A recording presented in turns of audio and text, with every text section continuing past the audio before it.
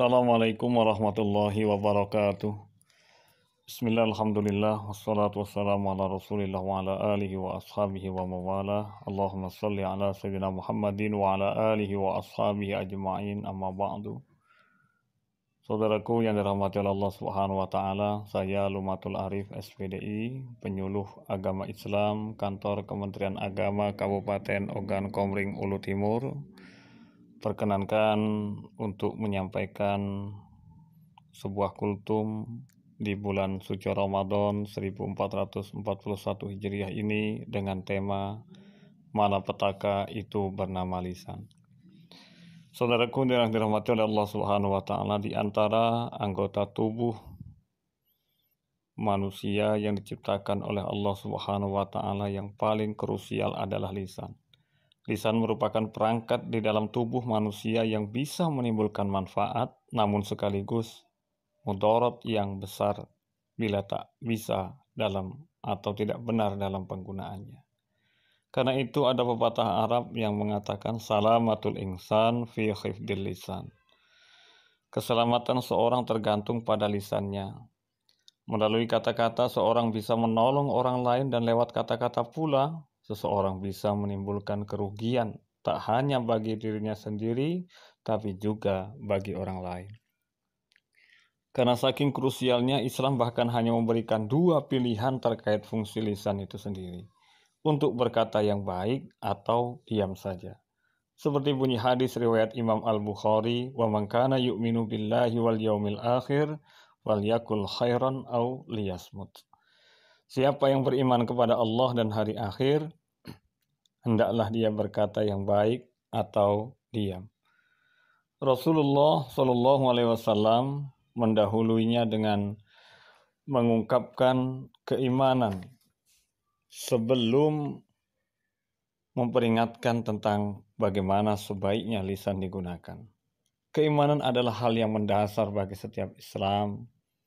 Ini menunjukkan bahwa urusan lisan bukan urusan main-main.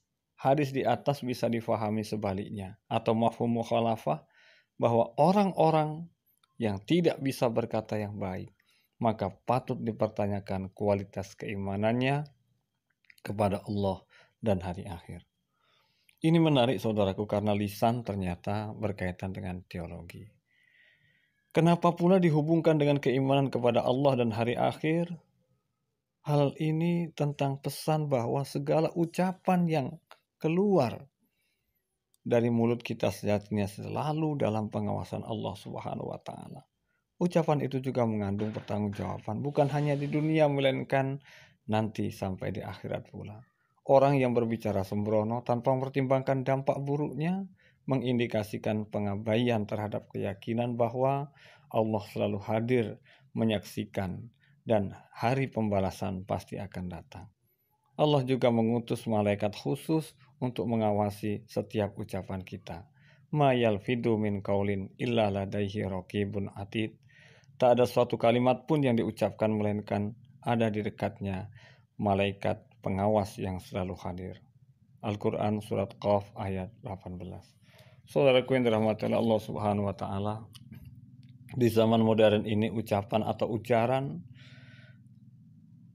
tak semata muncul dari mulut dan lisan kita saja, tapi juga bisa dari status Facebook, tweetan di Twitter, meme di Instagram, WhatsApp, dan lain sebagainya. Media sosial juga menjadi ajang ramai-ramai berbuat ghibah, fitnah, tebar kebohongan, provokasi, kebencian, bahkan sampai ancaman fisik yang membahayakan. Makna lisan pun menjadi meluas, saudaraku. Meluas mencakup pula perangkat-perangkat di dalam dunia maya yang secara tidak langsung mewakili daripada ucapan-ucapan kita. Karena itu seyogianya kita harus berhati-hati dalam berucap atau menulis sesuatu di media sosial. Berpikir dan bertabayun klarifikasi menjadi sikap yang wajib untuk kita lakukan, untuk menjamin bahwa apa yang kita lakukan bernilai maslahat atau sekurang-kurangnya tidak menimbulkan madarat. Sekali lagi ingatlah bahwa Allah Subhanahu wa taala senantiasa mengutus malaikat khusus untuk mengawasi ucapan kita, baik hasil lisan ataupun ketikan jari-jari kita di media sosial. Marilah kita tunjukkan kualitas keimanan kita pada Allah dan hari akhir dengan menjaga ucapan-ucapan kita. Mudah-mudahan bermanfaat. Wallahul muwaffiq ila aqwamit thoriq. Wal afu minkum. Assalamualaikum warahmatullahi wabarakatuh.